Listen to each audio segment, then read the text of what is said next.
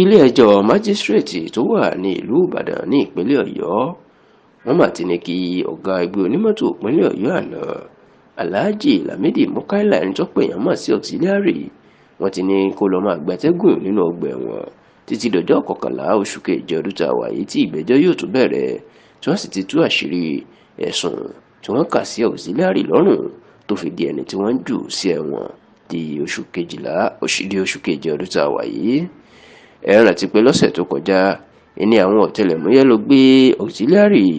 ní ilé ẹ̀ lágbègbè olódó ní ìlú ìbàdàn ṣùgbọ́n tó jẹ́ pé lọ́jọ́ 16 oṣù karùn-ún tá a wà tí í ṣe ọjọ́bọ̀ tóòsì ọ̀sẹ̀ yìí ní àwọn ọlọ́pàá ìyẹn kọmíṣánná ọlọ́pàá ìpínlẹ̀ ọ̀yọ́ ọ̀gbẹ́ni adébọ́lá hamzat inú fojú mukaila lámìdí ìyẹn auxiliary inú fojú ẹ̀ hàn fún gbogbo àwọn oníròyìn. Lẹ́sẹ̀kẹsẹ̀ náà la sì gbé lọ sí ilé-ẹjọ́ ìyẹn ilé-ẹjọ́ májísírèètì bẹ́ẹ̀ lọ́pọ̀ èèyàn tí ń wò pé kí wàá ní auxiliary lè ṣe tó fi ń fojú ẹ̀ hàn ìmọ̀ báyìí. Ṣùgbọ́n nígbà tó ń ṣàlàyé ẹ̀sùn tó fi kàn auxiliary àti ọ̀ràn tó dá, obìnrin ọlọ́pàá tó wà ní ẹ̀ka tó ń rí sí ọ̀rọ̀ òfin ní iléeṣẹ́ ọlọ́pàá ìpínlẹ̀ ọ̀yọ́ ìyẹn CSP fúnkẹ́ fáwọlé jẹ́ kó di mọ̀ pé auxiliary àti àwọn ẹmẹ̀wà ẹ̀ pààyàn ní lọ́jọ́ 16 oṣù kẹfà ọdún 2021 olókùnrin kan tó ń jẹ́ azeez rahman abiodun ẹni ọdún 36 36 years of age ó ní auxiliary àtàwọn ẹmẹ̀wà ẹ̀ pa ní agbègbè ìwòrò ní ìlú ìbàdàn.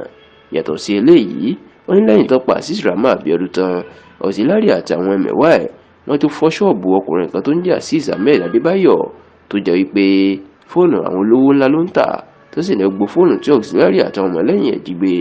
fóònù náà yóò máa tó bí $150 million 150 million naira ìyẹn nínú ọgbà ilé ìtajà tí wọ́n ń pè ní bàbá onílù shopping complex tó wà ní ìlú Ìwó Road ní ìlú Ìbàdàn. Àwọn ẹ̀sùn yìí iná máa fi kan mukaila lámìdí auxiliary bẹ́ẹ̀ ni wọ́n jẹ́ kó di mímọ̀ pé nígbà tí àwọn ọlọ́pàá ya wọ ilé ìtura tí wọ́n ń pè ní Diamond Hotel ọ̀pọ̀ àwọn ìbọn àti àwọn nǹkan ìjà olóró ni wọ́n kó níbẹ̀ yàtọ̀ sí àwọn ọmọlẹ́yìn ẹ̀ tí wọ́n kó. Ṣàgbà tó ń gbé ìdájọ́ ìkàlẹ̀ onídàájọ́ ọlábísí ògúnkànmí ó ní kí wọ́n lọ́ọ́ fi